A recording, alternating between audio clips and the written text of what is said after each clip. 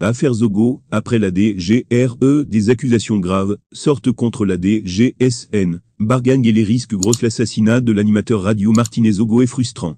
Il l'est davantage quand on se rend compte que des personnalités publiques ont selon toute vraisemblance eu des rôles à jouer dans cette élimination physique du journaliste. Les noms qui reviennent avec insistance sont l'homme d'affaires Jean-Pierre Amugou Belinga, le chef de la DGRE Léopold Maxime Eko, son collaborateur Justin Danmo.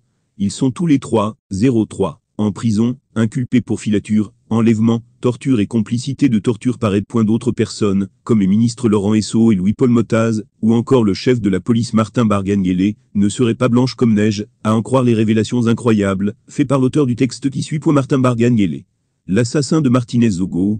Ils ont assassiné Martinez, ce sont tous des assassins. Les membres du cartel de Yaoundé sont taillés pour fonctionner selon le même logiciel.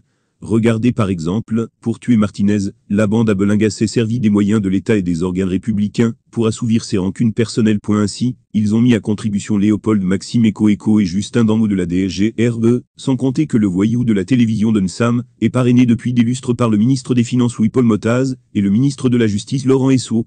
C'est ce qu'on appelle le cannibalisme institutionnel. Ça fait 40 ans que Paul Biya explique à mes frères du village que le Cameroun est une propriété privée et que nous avons le pouvoir.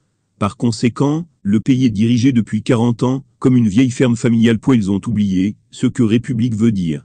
C'est pour ça qu'ils peuvent vous chasser à l'entrée de Sangbélima en vous disant « Rentrez chez vous », sous les applaudissements de Jacques Famdongo, ministre du tribalisme supérieur. Et c'est donc pour ça que mon autre oncle du village, Martin Bargane, opère selon le même schéma. Pour neutraliser la diaspora dissidente, il a confondu la DGSN, dont il a la charge, avec sa plantation de manioc privée des bons ou. Il suffit donc que vous disiez que vous n'aimez pas Paul Biya, pour que Martin Bargane se serve de la DGSN à ses fins personnelles en vous privant par exemple de passeport.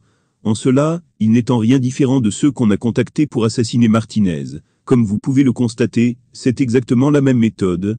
La même ils sont tous des assassins. C'est un gang de malfrats moulés à la même sauce, une horde d'individus cruels et mentalement prisonniers du Moyen-Âge. Et vous comprenez enfin le message de vos chers voisins, qui vous disent tant encore de venir ici au Cameroun, juste parce que vous avez réclamé justice, et l'arrestation de Jacques, l'éventreur. Ce n'est pas de leur faute. Je répète, c'est ce que le patron de la ferme du village enseigne à ses enfants depuis près d'un demi-siècle.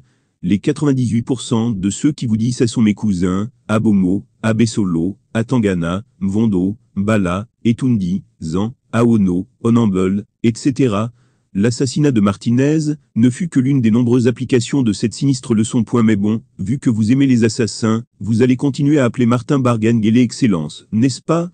Même si son mode opératoire est parfaitement identique à celui de ce vampire de Jean-Pierre Amugou Belinga. Au moins ça vous laisse l'espoir de voir votre carte nationale d'identité, CNI, délivrée après 3-03, ans d'attente, au lieu de 8-08, des propos signés Claude Wilfried Descamps.